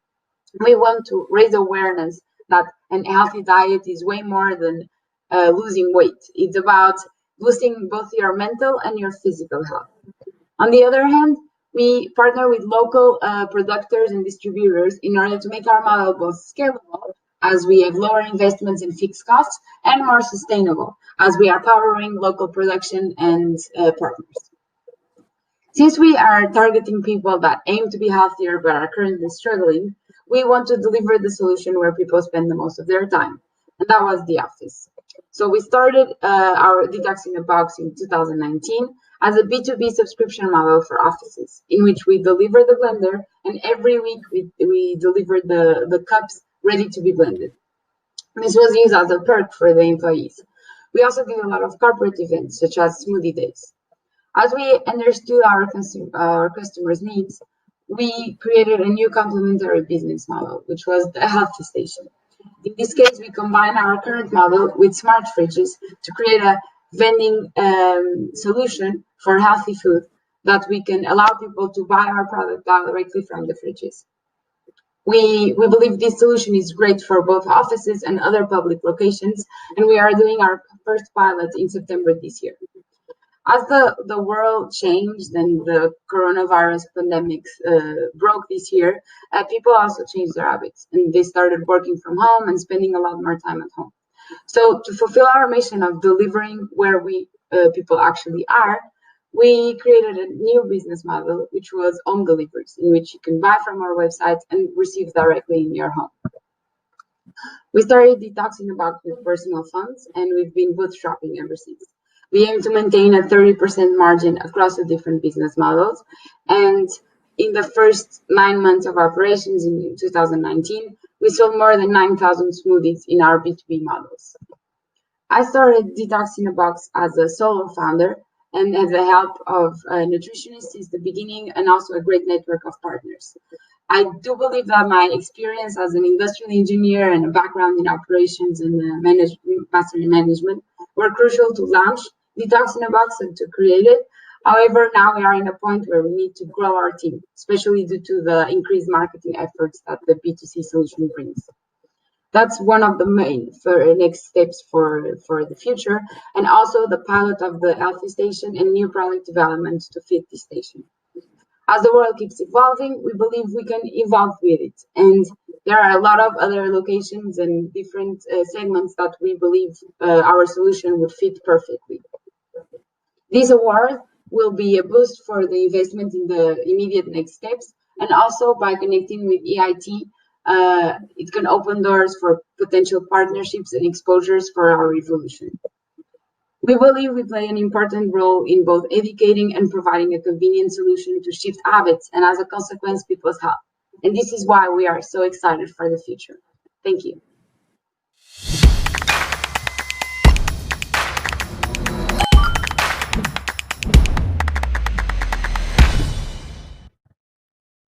Detox in a Box, just blended. We have Ines Goiz joining us live now. Hello, Ines. Hello, Lucas. How are you? For a moment there, I thought you didn't unmute, but I can hear you really well. I'm fine, and yourself? I'm good, awesome. Thank you. Ready for the Q&A? Enjoy.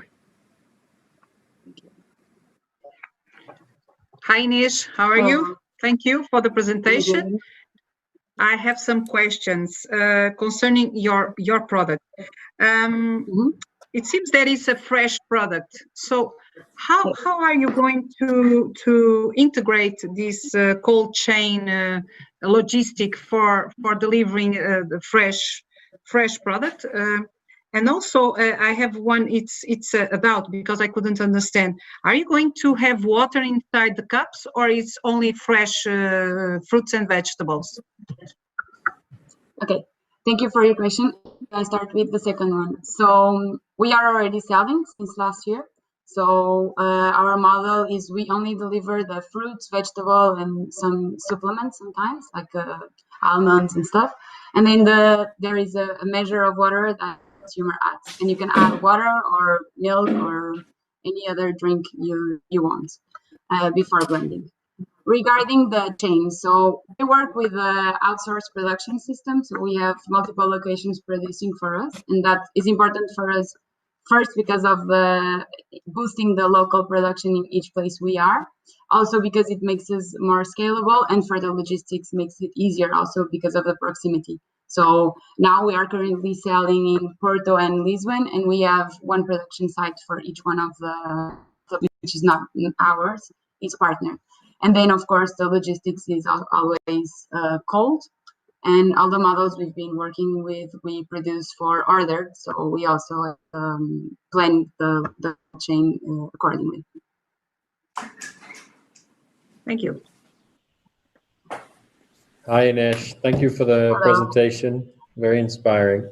I had two questions for you. One, a lot of your pictures suggested that there's quite a lot of packaging involved in your product.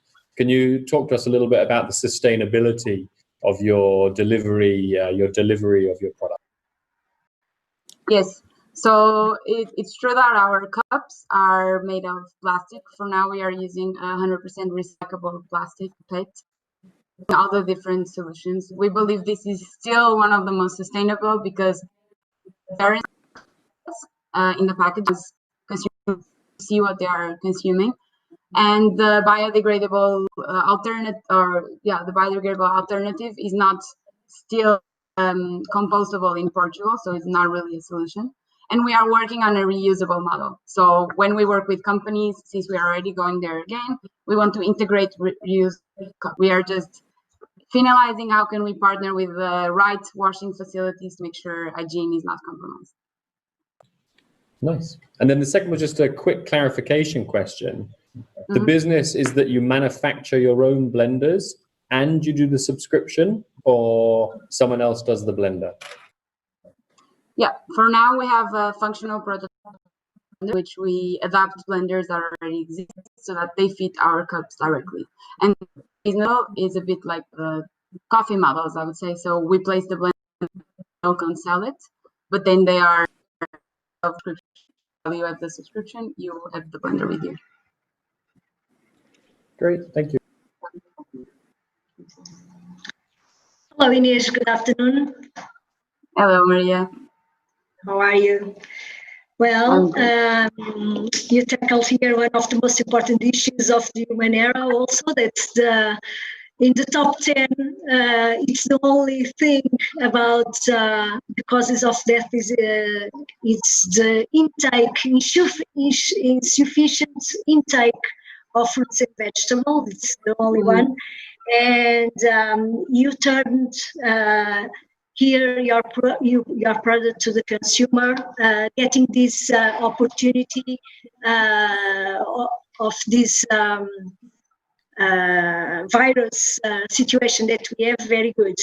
Anyway, this new healthy station that you are thinking for public services and so on, can you explain it a little bit more? How are you going to do it in partnership? Because it's not so easy to enter these markets. Yes, of course. So the healthy station is a concept we found necessary because we want to provide the healthy food, but in a way that people can actually purchase it easy. It's kind of a disruption, natural disruption of the vending system. And it's a vending is a tough industry in terms of distribution for startup. That's why we are partnering with one of the top players in vending in Portugal, which is Grupo Naboiro and Delta Café's vending unit. And we are doing this together with them. So I think it's going to be very interesting because we are combining experts in the vending industry and also in the food industry with the innovative ideas and disruption of the healthy side. So that's how we are doing it. And that's all we have time for. Right. Thank you very much, Ines. It was great to have you with us. Good luck in the competition. Thank you once again. Thank you very much. Ladies and gentlemen, that was Ines Goish, Detox in a Box, just blended. And now we proceed to the last competitor in our today's competition, Rui Cordeiro, Core Protein. And my name is Rui Cordeiro, and today I'm going to be talking to you about core protein and the idea behind it. So it first came to us when we were thinking about wasted resources, and being from the Azores, we obviously had to think about the milk industry, one of the biggest ones here. And after some research, what we found out was one of the things that's being more wasted here is a byproduct of making cheese, which is whey. Whey can be sold in itself if it's dried as a supplement to, for example, baby formulas, but there are times that you could be wasting 50 tons a week because they can't sell or process or store fast enough. And since it's a biopollutant, not only are they losing money by not selling it, they're having to put money into treating it so it's safe to throw away. But we could very easily filter some subcomponents of the whey and make added value products out of those. So everybody's heard about protein supplements. Our muscles are made of proteins. They are long fibers of proteins. And so when you take protein supplements, which is part of 11% of whey, when you take those, you're actually giving your body building blocks to help get muscle mass. So it's used by athletes for that, and hospitals for people that have medical conditions and need to be supplemented with protein. There's also another big component is lactose, which is a sugar that can be sold as is to several companies or transformed into an alcohol used again as any other alcohol, and even as a biofuel, which pollutes less than normal fuel. We're looking at making the protein our first product, the face of the company for now. But protein in itself doesn't taste good, so our competitors add synthetic flavors. So we wanted to create an all-natural product, and continuing with the philosophy of reducing waste, we thought about fruit. Fruit is still wasted. Good fruit, not just ugly fruit, right? Good fruit during the summer, we could waste up to 200 tons of it because it ripens too fast and it's not sold fast enough. If we just take the water out, just like we do with a protein, you preserve all the nutrients. So you have added benefits to consuming the protein with fruit. You're actually consuming the actual fruit and all the nutrients in it. So then it has a customizable effect to it, a benefit to it. You could, for example, if you take banana before your workout, that has a lot of magnesium and potassium that you'd be consuming. So you'd be reducing the chances of getting muscle cramps. So we're looking at producing a supplement that has more flavor, has more nutrition, and has zero synthetics. We haven't had long-term studies of synthetics, so we don't know if we're harming our health by trying to enhance our performance. That doesn't happen for fruits because we've been consuming fruits for as long as humans have existed, and even before that, so tens of thousands of years. So in this video, what you're seeing is the first time that we proved this concept. We went to the university where I worked at the time and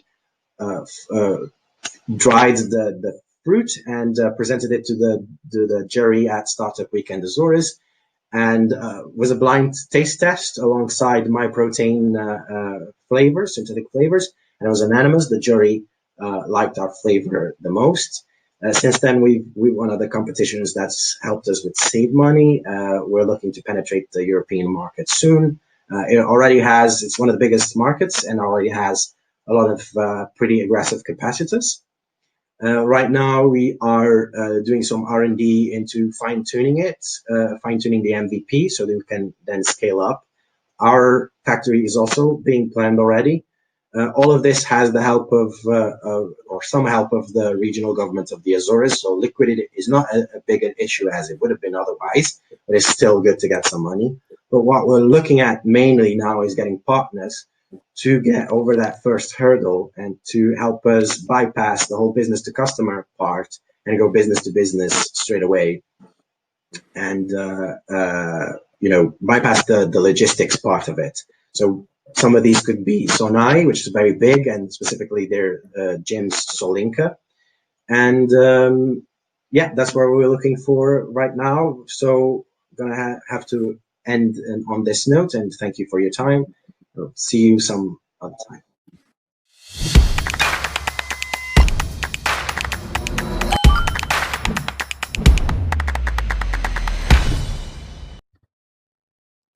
Ladies and gentlemen, that was Core Protein. We have Rui Cordeiro joining us live now. Hello, Rui. Try and unmute, please.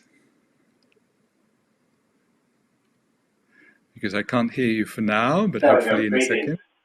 Now that's much better, thank you. Are you ready for the questions?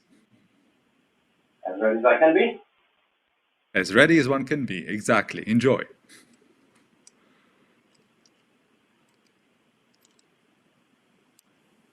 I have two questions. One is concerning sustainability and talking about Açores, as you referred and highlighted at the beginning of your presentation. Are you setting your suppliers are going to be local suppliers? Because you told about banana and pineapple, I suppose that they are, but I don't know if blackberries and other things. And this is one question concerning sustainability, and also the location of your plant production. Where do you intend to have this plant? We were starting with the second question. We're already looking at places here in the Azores to do it. Of course, logistically that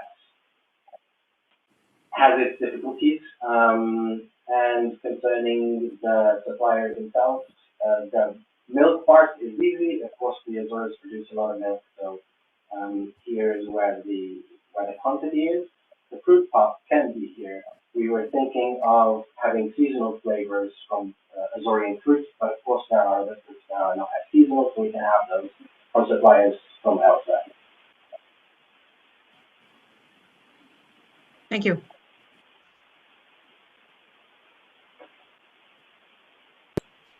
Hi, Rui. Thank you very much for your presentation. It's another reason for me to visit the Azores because it's been on my list for a long time. I was wondering if you could tell us a little bit, you talked about your investment needs, but you can tell us a bit about what winning this competition would mean for you guys, what you'd use the funds for, what other things you feel you'd gain from the network. Right now we are, the most immediate concern is fine-tuning the MVP, so the recipe, the ratio of protein to fruits, in order to maximize the cost benefit. And so that's where we would put the money into. The government is helping us in some part with it. We're waiting for their approval. But even though they're helping, we will still need liquidity to be able to finish. So that's where the money would go to. Great, thank you. And one quick follow-up question is around, I think the product sounds great, much needed. What things would stand in the way of a larger company that's already producing whey protein from recognizing the market opportunity and duplicating what you're doing? Very little. In fact, I have been talking to them, so they have the money to do it, but apparently they are not terribly interested in doing it. I can't answer why. I've talked to them. I've talked to one of the main competitors. I've pitched to them. So I can't answer why aren't they doing it. What I've seen so far is that most of them are content doing stuff the way they are. And so they're making money. They're unconcerned about innovating. Thank you. Hello, Rui, how are you? I am good, thanks. Hello. Well, I have one question for you. That is, what was your motivation for this project? Is the protein or to solve something like the waste of the cheese production and subproducts of these industries? It's the second one, but even slightly more general. So it was to approach the idea from a technology transfer point, to try and solve problems with technology, proving that you can make money out of sustainable products, right? So reducing waste is one of those ways. But as a proof of concept, we are starting with protein. Did you measure the impact of these suppliers of waste of cheese production in your as an environmental and point of view in Azores? Could be helpful for your communication if you can quantify this environmental impact that you are contributing in this waste of cheese production and byproducts. Oh yeah, surely. My pitch has been more around the money that they save, because they actually have to put money into treating waste. So they're not only not selling, they're not making money, they're putting money into it. But of course, the reducing waste has on its own benefits, right? It's not just the money the companies are generating. The economy in general, the environment in general is benefiting from more renewable sources of food. Okay. Thank you, then. Ladies and gentlemen, that's all we have time for, I'm afraid. Rui, I hope you enjoyed answering all those questions. You're the last contestant of the day. Would you have preferred to be the first one? Usually I'd say yes, because when I was a teacher, I used to be more lenient with the first few ones. Then I get grumpy and be a bit more mean with the test and have to redo it again. Rui, good luck in today's competition, and thank you very much for your pitch and Q&A. Thank you. Ladies and gentlemen, it was Rui Cordeiro, Core Protein, and that was the last startup competing in today's Portuguese final. The jury will now have some time to deliberate on a very difficult decision, surely. And it's also a perfect moment for us to introduce the voting procedure for our audience award. Let me show you a little picture in picture. I have my phone here in front of me. This is YouTube channel where all of you are watching, and lots of fans of individual startups. So definitely the place to go now for the next minutes. The link to the audience vote website will be now shown on the screen, together with the QR code that you can also use to enter the site. Starting from now, you have around 10 minutes to cast your vote. You can vote during the keynote speech, and we will close the voting poll shortly after. Please go to the link we show on the screen and vote for the startup you would like to award the audience award. I've mentioned that already, but let me repeat. The startup that receives the biggest number of votes will be awarded the audience prize of €2,000. Time for today's keynote speech. Ladies and gentlemen, Marcos Pereira, Energy Pulse Systems. Hi, Marcos. Hello, do you hear me well? Yes, I can hear you really well. It's great to have you live for the keynote speech. How are you? Okay, thank you. Very well, thank you. I also appreciate a lot the pitches that I heard today. They were when great. we started.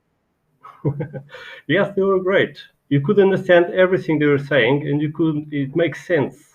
You really saw that there's a business model there, and there's dreams are possible. Well, let me tell you who we are, Energy Pulse Systems.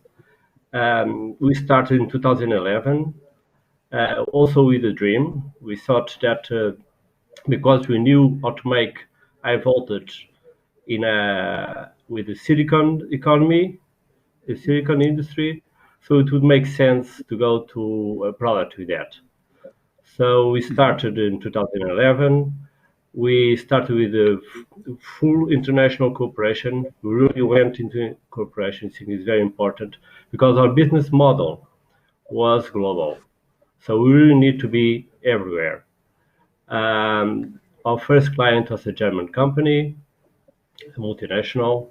We made our first sale in 2015. Before that already, we were in several international events. Let me give you my background. I'm a PhD in physics. I was a professor in university. So was my partner. He had a PhD in electronics. And so, yeah, the company in 2015 makes our first sale. In 2018, we entered EIT food. Of course, we were in several things before that. But in EIT Food, it was quite an experience for us so far. We sell our product. It's a pre-treatment for food processing. It's electroporation. Electroporation allows increases the permeability of the membranes of the cells, so that makes most of the processes more efficient.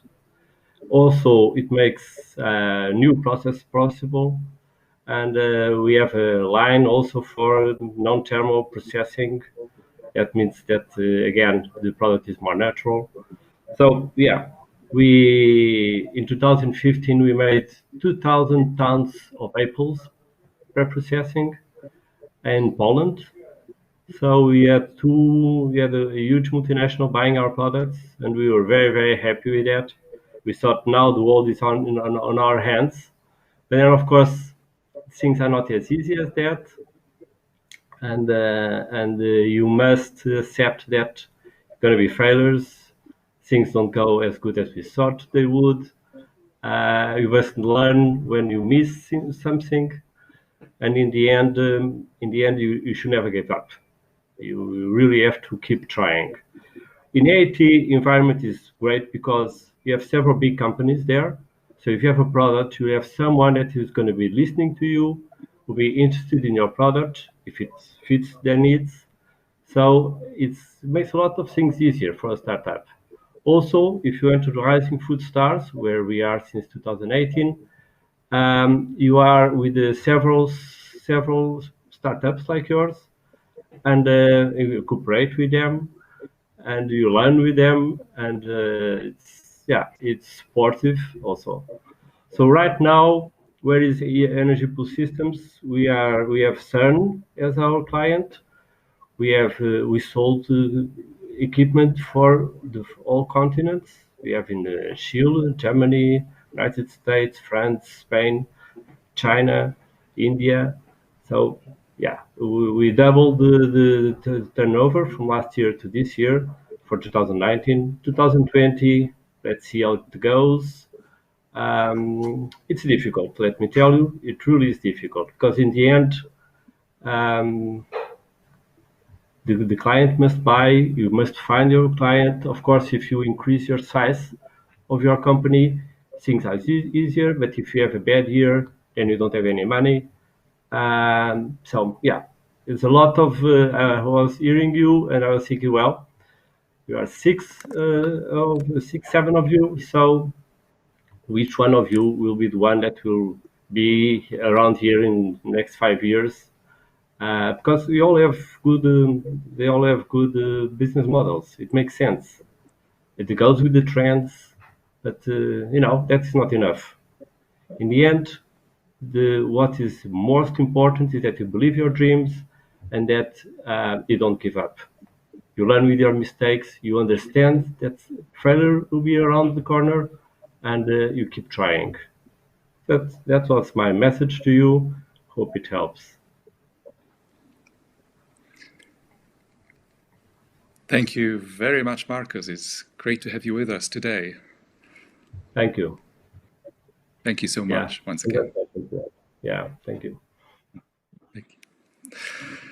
Ladies and gentlemen, before the jury comes back with the results, we thought we'd share with you a short highlights video from the previous editions of EIT Food Innovation Prizes competition.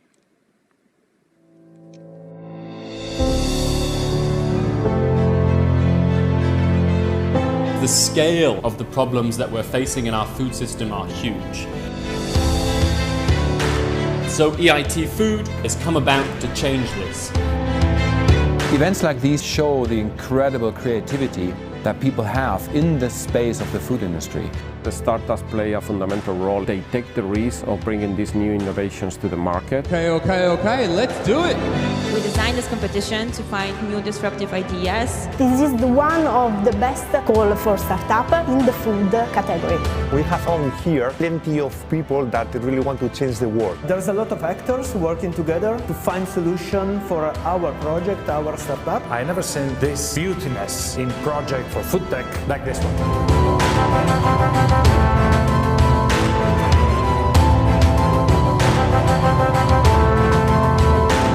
learn from them, you also get some training so that you develop business plans. This competition is inspiring, but it's also challenging. EIT food is experience, inspiration. Challenging, energizing, and fun. The future of the food ecosystem is about connection and evolution.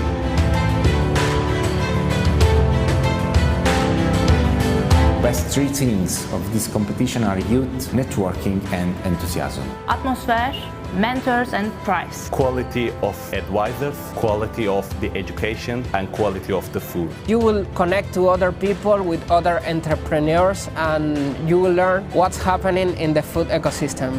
There are so many solutions waiting to be implemented that can actually make a big impact on how we see the food in the future. We want to listen to young people to see which are the best business opportunity for innovation in the food market. To help Europe build a food system that's better for people's health, better for the environment, and also more trusted and traceable.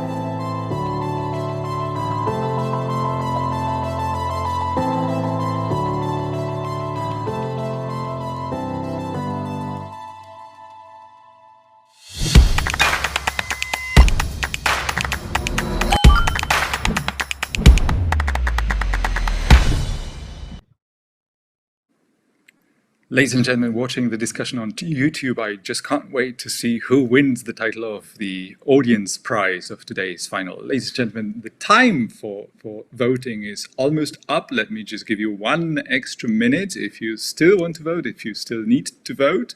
Please remember, EIT Food is to support you as an entrepreneur regardless of what stage your business is at. It's only an idea, a concept, or already a business plan.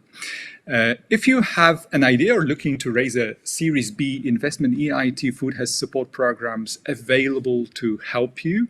These can be found at eitfood.eu/entrepreneurship. The first place winner from each of the 17 countries' local finals will be invited to the grand final in autumn, during which global fame and €25,000 are at stake, not to mention learning from entrepreneurs from all across Europe and having access to top quality training. If you'd like to watch other country finals, feel free to join us as well. All dates and details can be found at www.eitfood.eu/events. I believe we might already have the results now. So, ladies and gentlemen, the winner of the audience award for the country final in Portugal is Detox in a Box Just Blended. Congratulations. I suppose we have the winner joining us now.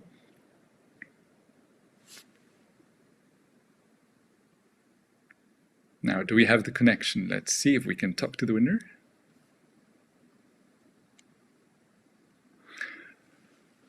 Well, not now, it seems. Or I can hear someone in the background. Let's wait a second more. Unfortunately, ladies and gentlemen, we are not able to connect with Ines Goish. She may have been not as optimistic about winning this one, it seems. But anyway, we've got the winner for the audience award. Once again, congratulations. Time for main 3 prizes. The third prize, the second prize, and of course the winner of today's country final. Let's start with the third place. Ladies and gentlemen, the winner of the third place in today's country final for Portugal is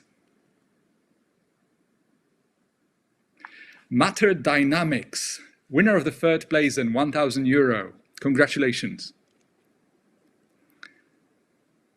Ladies and gentlemen, let us proceed straight to the second prize in our competition. The winner of the second prize in the Portuguese country final. The winner is, of the second prize, again, Shimejito Urban Farming. Congratulations. €3,000.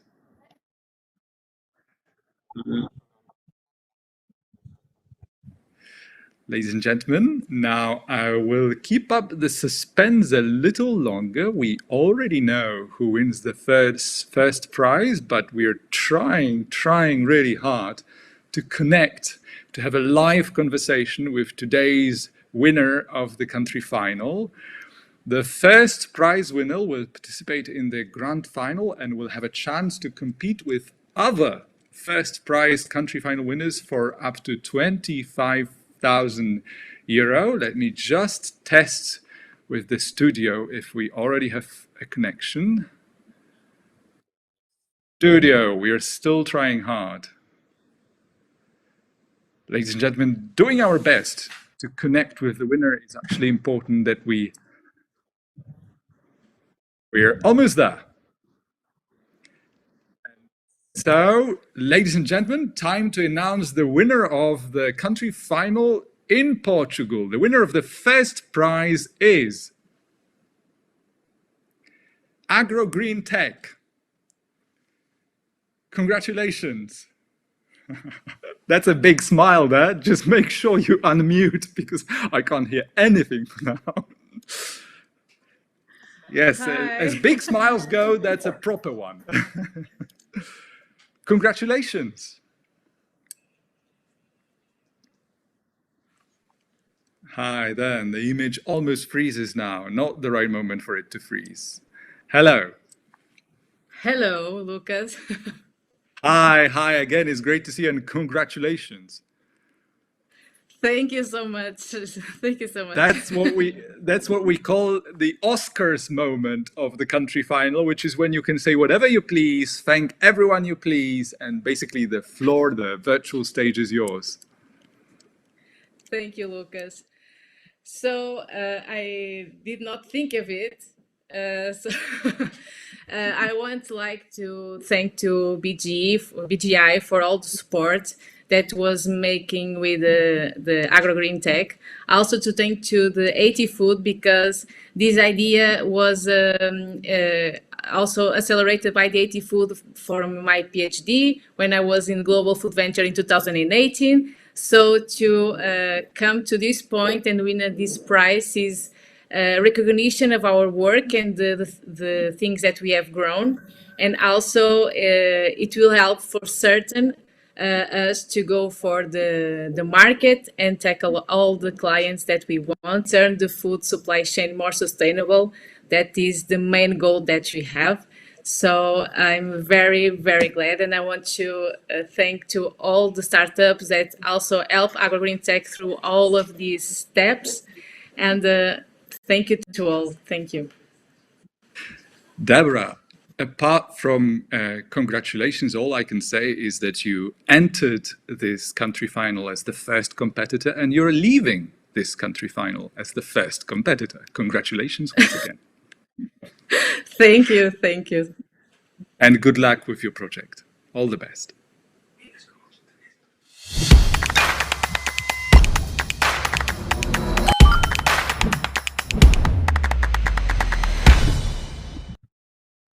Ladies and gentlemen, what a day! Fascinating ideas presented by our startups, all of them hugely valuable on multiple fronts. At this stage, I just want to say thank you to everyone involved in the preparation of our virtual final, the second one from Portugal. Thank you to the jury, thank you to the startups, to the hub in Portugal, as well as to our incredible audience, busy commenting all the time throughout this final. Our next final will take place on the 3rd of July in Estonia, on the 6th of July in Greece, and 7th of July in Slovenia. Please join us for the live broadcasts of each of the three finals, and thank you for watching today. All the best, stay safe.